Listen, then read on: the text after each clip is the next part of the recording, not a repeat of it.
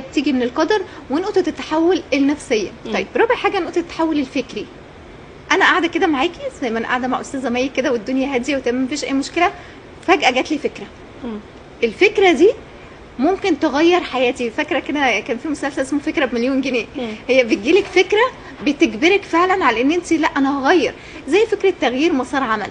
لا انا هسيب المكان ده وهروح اشتغل في المكان ده. هي فكرة جات لك ان انت عايزة تسيبي المكان ده وتتنقلي لمكان تاني. فكرة مثلا ان انا اعمل مشروع جديد، دي فكرة. فالمشروع ده يكاد يكون انه باب سعد عليا او باب رزق واسع عليا. طب هل الافكار دي دايما بتكون ايجابيه ولا ممكن حد بتجيله فكره طبعاً. تكون سلبيه؟ فكره ان انا عايزه اجرب الادمان، ما دي فكره سلبيه. ان انا عايزه ابقى يعني عايزه اجرب حاجه مخدره. طب ازاي ما بيكملش ولا فيها الشمس بعد كده؟ ازاي ما بيكملش في فكرته السلبيه؟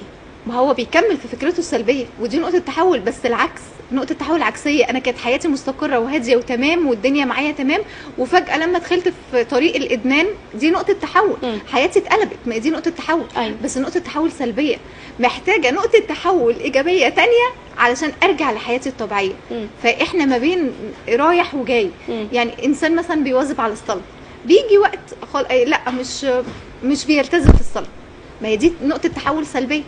طيب لو جيت رجعت مع نفسي تاني ورجعت لنفسي تاني ولا المفروض اصلي والتزم، انا كده عملت برضو نقطة تحول بس من السلبي للايجابي. فنقطة التحول تكاد تكون سلبية وتكاد تكون ايجابية. خليني اراجع على الاربعة سريعا.